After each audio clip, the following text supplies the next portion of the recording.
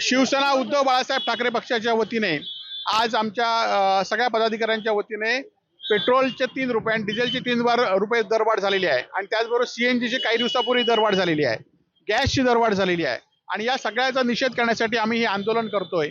परंतु येणाऱ्या दिवसात आज सर्वसामान्य लोकांनी सुद्धा आज सामान्य लोकांचं कंबरडं मोडलंय.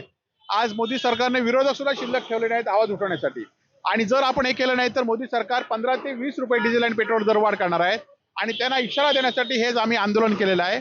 आणि आज आपण बघितलं एकीकडे मोदी सांगतायत लोकांना चालत फिरा म्हणून आणि आपण परदेशात फिरतायत. आज काही मंत्री ईव्ही कारचं सांगतायत, परंतु आपण 25-25 गाड्या घेऊन या जिल्ह्यामध्ये आपण काल बघितलं असाल सगळे मंत्री आमदार फिरतायत आणि या सगळ्याचा निषेध म्हणून आम्ही आंदोलन केलेलं आहे. आणि येणाऱ्या काळामध्ये संपूर्ण सिंधुदुर्ग जिल्ह्यात आणि महाराष्ट्रात सुद्धा आंदोलन शिवसेना उद्धव बाळासाहेब ठाकरेंच्या वतीने होईल की जेणेकरून पुढची दरवाढ तरी रोखली पाहिजे. आणि या सरकारने जे आम्हाला आश्वासन अच्छे दिनाचं दिलं होतं ते आश्वासन गेलं कुठे? आज या पेट्रोल डिझेल दरवाढीमुळे दुधाचे दर, भाज्यांचे दर, बिल्डिंग मटेरियलचे दर हे सगळे वाढलेले आहेत आणि त्यामुळे सामान्य लोकांचं कंबरडं या ठिकाणी ऐन हंगामात मोडलेलं आहे. राजू शेट्टी यांचा मोर्चा निघतो मुंबईमध्ये आंबा काजूच्या नुकसानी संदर्भात. मात्र या संदर्भात पालकमंत्री नितीश राणेंना विचारलं असतं त्यांनी असं म्हटलं की हा मोर्चा जो आहे तो शिवसेना उद्धव बाळासाहेब ठाकरे पक्षाचा नाही, खरोखरच आमचा आहे. कारण उद्धव बाळासाहेब ठाकरे पक्षाच्या वतीनेच आम्ही ह्या लोकांचे जे प्रश्न आहेत त्याच्या प्रश्नाविरुद्ध आम्ही आवाज उठवणार आहोत. आमचे मुंबईतील पदाधिकारी, जिल्ह्यातील पदाधिकारी या ठिकाणी मोर्चासाठी गेलेले आहेत आणि जोपर्यंत जास्तीत जास्त मदत होत नाही तोपर्यंत राजू शेट्टी यांच्या नेतृत्वाखाली शिवसेना उद्धव बाळासाहेब ठाकरे पक्षाच्या वतीने हे आंदोलन चालूच राहणार आहे.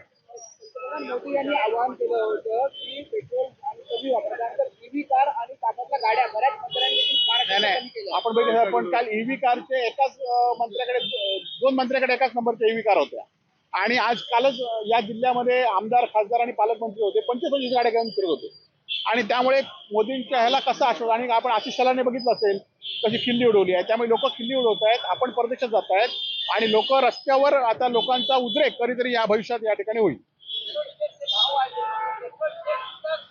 नाही, आज आपण बघितलं असं की इथले जिल्हाधिकारी, इथले पालकमंत्री सातत्याने सांगतायत की जिल्ह्यामध्ये पेट्रोलचा तुटवडा नाही, परंतु एकाही पंपावर असं नाही की पेट्रोल आहे उपलब्ध.